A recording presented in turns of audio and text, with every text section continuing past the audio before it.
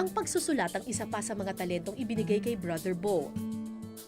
Katunayan, mahigit 40 libro na ang kanyang naisulat at karamihan sa mga ito tumatalakay sa pagpapatibay ng pananampalataya, pagpapatatag ng pamilya at kung paano palaguin ang kabuhayan ng isang tao. Alin dito sa mga books na to talagang proud na proud ka? This one is one of my first. How to be really, really, really happy. Even the kids love this kasi I put my childhood stories here. Talaga? Yeah. Ang cute nyo naman dito. And what is this? Our wedding day. Ito ang wedding ninyo. Yeah, 17 years ago, would you believe? Oo nga, kwento mo sa akin. Balita ko kakaiba yung wedding ninyo. Bring your own food daw. Yes. Siyempre, walang pera eh. Missionary eh, so patla. Mahigit 1,000 raw ang bisita noon ni na Brother Bo at Maro pero hindi raw sila nagkulang sa pagkain. Hindi ba kayo kinabahan pa paano natin pakakainin ng ganito karaming tao? Well, wala. They just came with food and so... Ang saya. Yeah. This is something I really want to teach people. Ngayon, maituturing ng isang matagumpay na financial consultant si Brother Bo. What do you preach to people when it comes to money? Kasi sinabi niyo rin naman kanina na yes, masaya naman kayo serving the Lord, pero medyo kailangan nyo rin namang kumita, Absolutely. 'di ba? Absolutely. Pero hanggang saan? Yeah, we live in a real world, di ba? Correct. Kailangan ng pera. So, ang isang spiritual na tao, ang tingin niya sa pera, dapat hindi madumi. Money is not dirty. Money is not evil.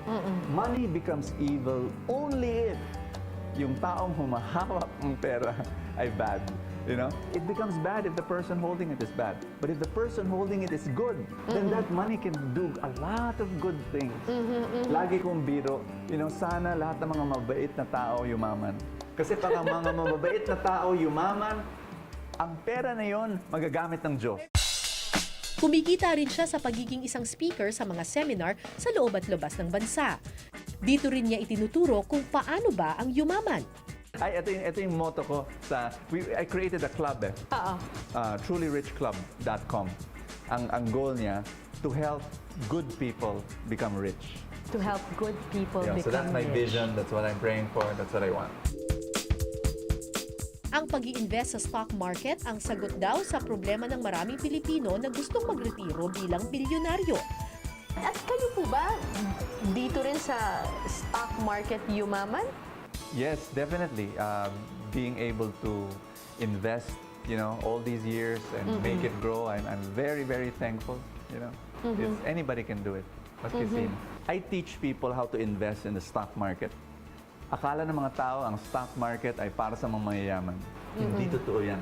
Akala ng mga tao gambling ang stock market. Hindi rin totoo yan. Pero it's very simple. I always tell people, wag na kayo pumunta sa mga small stocks. Please, pag hindi sa mga higante lang, doon na lang tayo. Safe tayo doon. Blue chips. Magkano po ba ang kailangan pera? What do you need to have to be able to invest in the stock market? Kailangan ang simula, starting 5,000 pesos to be able to buy different companies. Yung 5,000 na yun ang pambili ng shares. Okay. And then, the next month, ikaw na bahala. It could be 1,000 a month, 2,000 a month, whatever. Tapos, ibibenta mo yon, ganun-ganon. No. Ang style ko, ang strategy ko, bibili ka ng mga higanteng kumpanya na yan. Oo. Okay. Ang turo ko, investing.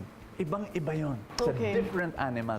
Investing is, you buy, and then next month, you buy again. Next month, you buy again. Bihirang-bihira yung pagbenta. Tapos, kailan mo makukuha yung pera? Ay, kasi long-term to eh. Oo. So, lahat ito nag-accumulate, and hopefully, for your retirement, you will be a multi-millionaire. Katunayan, naibahagi na rin ni Brother Bo ang teknik na ito sa iba. Una na rito ang kanyang kasambahay na si Gina. Okay, may 850,000 pesos ang kasambahay ninyo. Mas marami pa siyang pera sa akin. Pwede po ba Sobra. mag-apply na kasambahay sa inyo? Paano sila nahikayat? Kasi at that time, they were already earning, ito yung burden sa puso ko eh. I wanted to raise their salary talaga. Pero no matter how much I raised it, naalala ko, 7,000 na yung sweldo nila. Feeling ko, generous ko na. Oo. Wala pa rin savings. Kasi pinapadala lahat eh. In fact, I say this to Filipinos, minsan, mawaldas talaga. Gastos ng gastos. Yung iba naman, tulong ng tulong. Tulong ng tulong. So, I always tell them, tama yung tumulong. Pero gusto niyo ba tumulong hanggang matanda na kayo? Tumutulong pa rin kayo? And ang sagot nila, yes. O sige, let's do it. Kaya yung aking helper, na ngayon bookkeeper ko na pala, I promoted her already. By the age of, she's 31 now eh. By the age of 60, kinompute ko na, she'll have 30 million pesos. At the age of 60. 15 piso lamang ang puhunan ni Gina noon sa stock market, pero sa tulong ni Brother Bo, umabot na ito ng halos 1 milyong piso sa loob lamang ng 5 taon. Bilang isang maid, hindi po marunong sa computer, pang Friendster, Facebook lang po yung ganun. Siya pong bumibili ng stocks namin po. Tapos yung medyo nahasan ako ng konti po, tinuruan niya akong paano magbili, magbenta sa online, sa stock market. Kasi kuya, ang turing niya sa amin, parang kung maid ka, yung parang iangat ka rin sa buhay, hindi yung parang maid ka, dyan ka lang, ganyan. Yung parang lahat ng binibigyan ng chance na umasenso sa buhay, parang ganun po. May financial security na po kami na pag tumanda kami, meron kaming makukuha kasi pang long-term investment po siya.